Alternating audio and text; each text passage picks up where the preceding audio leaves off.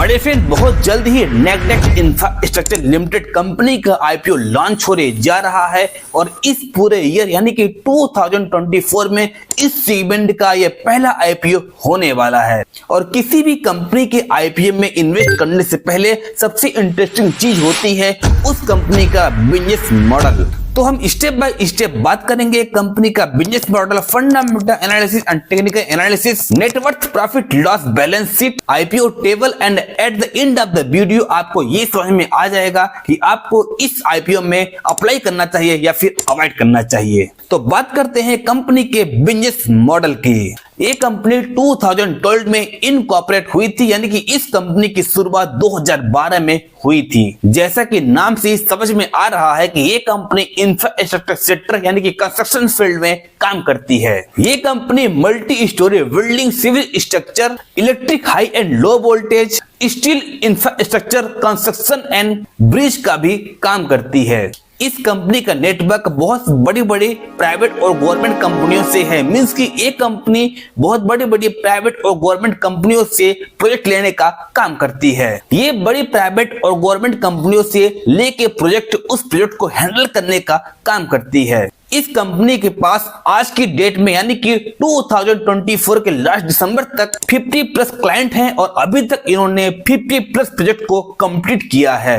ये company house keeping, main power supply का भी काम करती है। ये company new technology models, tools apply and use करती है। Project planning, design, digital infrastructure पर भी काम करती है। अगर मैं इसके टीम्स की बात करूं तो इसके बोर्ड ऑफ डायरेक्टर में मिस्टर हेमंत शर्मा है, यानी कि इस कंपनी के board of director mister Hemant Sharma है, जो इस कंपनी के प्रमोटर्स भी हैं। अब बात करते हैं इस कंपनी के fundamental analysis and technical analysis की। देखते हैं कि यह कंपनी फाइनेंशियली कितना स्ट्रांग है। तो अगर हम बात करें इसके रेवेन्यू की तो इसका रेवेन्यू 2022 में 10.31 करोड़ था एंड 2023 में 11.72 करोड़ हो गया और इसका रेवेन्यू 2024 तक 36.30 करोड़ हो गया, यानी कि इसका रेवेन्यू काफी बढ़ते नजर हुए आ रहा है। अगर हम बात करें इसके टोटल एसेट्स की तो इसका टोटल एसेट्स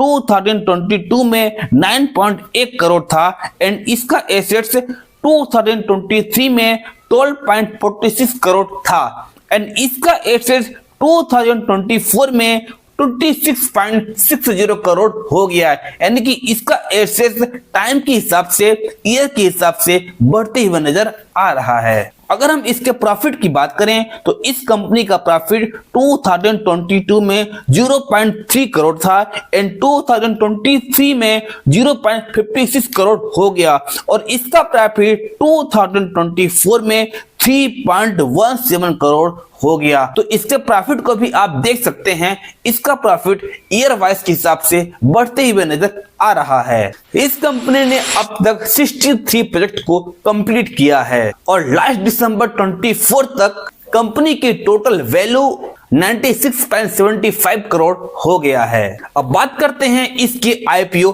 टेबल की। इसका आईपीओ 17 दिसंबर 2024 को ओपन होगा एंड 19 दिसंबर 2024 को क्लोज होगा। अगर हम इस आईपीओ की मिनिमम इन्वेस्टमेंट की बात करूं तो इस आईपीओ का मिनिमम इन्वेस्टमेंट है 1,40,000 और इसके एक लॉट में 4,000 शेयर अवेलेबल रहेंगे। अगर हम इस कंपनी के आईपीओ प्राइस रेंज की बात करूं तो इस कंपनी का आईपीओ प्राइस 33 to 35 के बीच में हो सकता है और इस कंपनी यानी कि इस आईपीओ का जो इशू प्राइस है वो है 10.1 करोड़। अगर हम रिटर्न फंड की बात करें तो इसका जो रिटर्न फंड है उसकी डेट है 23 दिसंबर 2024, यानी कि इस आईपीओ में अप्लाई करने के बाद में अगर वो आईपीओ आपको नहीं मिला है तो आपके फंड 23 दिसंबर 2024 को आपके फंड रिफंड कर दिए जाएंगे। अगर हम इसकी लिस्टिंग डेट की बात करें तो इस आईपीओ का लिस्टिंग डेट निकल के आ रहा है 24 दिसंबर 2024। अब बात करते हैं इस आईपीओ की लॉट साइज की। अगर इस आईपीओ की लॉट साइज की बात करें तो इस आईपीओ का लॉट साइज है मिनिमम इन्वेस्टमेंट में रिटेल के लिए 1 लॉट में 4,000 शेयर अवेलेबल रहेंगे और इसकी कॉस्ट है 1,40,000।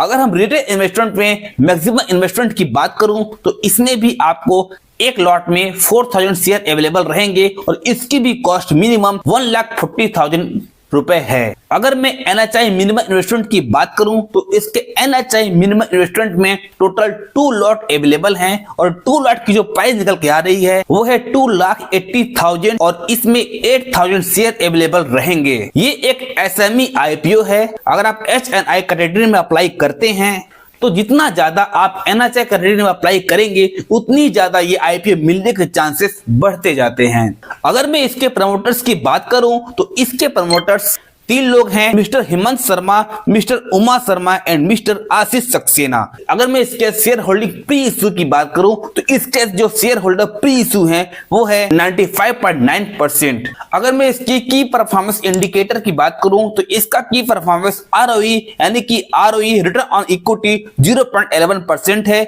इसका रॉस निकल के आ रहा है 15.72% और इसके डेप्थ 0.02% है जो कि काफी बेटर है और इसका जो EPS निकल के आ रहा है 0.73% है और इसका P 47.78% निकल के आ रहा है। अब बात करते हैं इस IPO में इन्वेस्ट करना चाहिए या फिर नहीं करना चाहिए। माय डियर फ्रेंड्स, किसी भी IPO में इन्वेस्ट करने से पहले एक बार खुद से एनालिसिस जरूर कर लें। अगर आप इस IPO के लिए मेरा ओपिनियन माने तो ये IPO लॉन्ग टर्म के लिए बेटर परफॉर्मेंस नहीं कर सकता है। ये IPO लॉन्ग टर्म के लिए बेटर नहीं है। अगर आप शॉर्ट टर्म में पैसे बनाना चाहते हैं तो शॉर्ट टर्म में इस IPO को डेफिनेटली आप अप्लाई करें। ये शॉर्ट टर्म में 25% का रिटर्न दे सकता है, लेकिन लॉन्ग टर्म के लिए अभी इसके बारे में आप नहीं सोच सकते। और आपके ओपिनियन में क्या है, ये IPO कितना बेटर परफॉर्मेंस कर सकता है? इस IPO में इन्वेस्ट करना चाहिए या फिर अवॉइड करना चाहिए? एक बार अपने भी राय, एक बार अपने भी कमेंट डेफिनेटली करें। मिलते हैं न्यू अपडेट में, तब तक के लिए थैंक यू सो मच।